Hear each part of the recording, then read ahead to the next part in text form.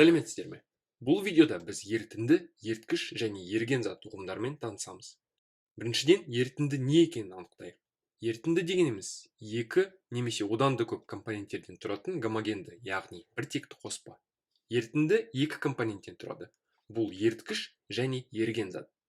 Еріткіш ерітіндіде көбірек мөлшерде болатын компонент.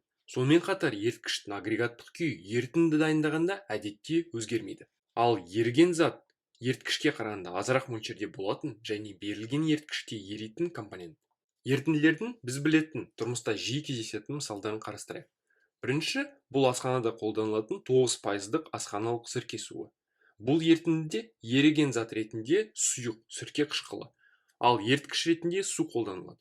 9%-ық асханалық сірке суының 100 грамын алатын болсақ, оның құрамында 9 грамм сірке қышқылы және 91 грамм су болады. Екінші мысал медицинада қолданылатын физиологиялық ерітіндісі.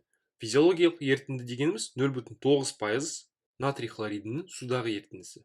Бұл ерітіндіде еріген зат натрий хлориді қатты зат, ал еріткіш су. Физиологиялық ерітіндінің 100 грамын алатын болсақ, оның құрамында 0,9 грамм натрий хлориді және 99,1 грамм су болады. Үшінші суретте 2021 жылы Токиода өткен Олимпиадада бокстан қола медаль иеленген боксшы Қамшыбек Қоңқабайдың суреті көрсетілген. Ол қолында қола медалін ұстап тұр. Қола да ерітіндінің бір мысалы болып келеді. Қоланың түрлі сынамасына байланысты қалай мен мыстың массалық үлестері әртүрлі болуы мүмкін. Әдетте қалайның массалық үлесі шамамен 12% болады. Қола еріген зат ретінде қалайы және еріткіш ретінде мыс қолданылады.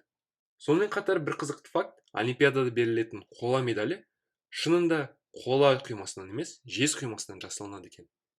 Ал енді еріген зат пен еріткіштің әртүрлі агрегаттық күйлердегі ерітінділердің мысалдарын қарастырайық. Бірінші, еріткіш сұйық болатын ерітінділерді қарастырайық.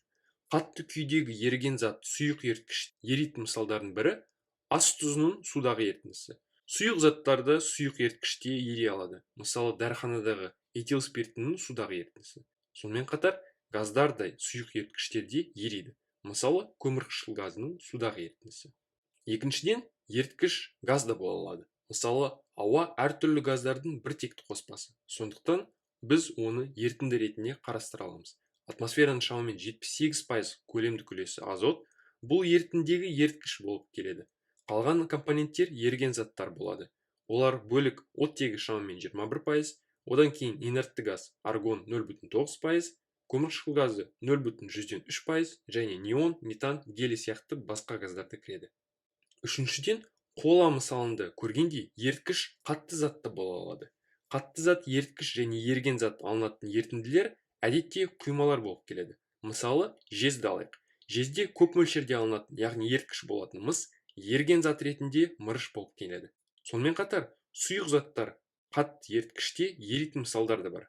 Мысалы, бөлме температурасына сұйық болатын жалғыз металл сынап, басқа металдарда ери алады. Сынап ерігенде амальгама деп аталатын құймалар пайда болады. Сонымен бұл видеода біз ерітінді, еріткіш және еріген зат ұғымдарымен танысып, ерітінділердің түрлі мысалдарын қарастырдық. Бұл мысалдардан көргендей, ерітінділер тек қана сұйық емес, газ және қатты бола алады.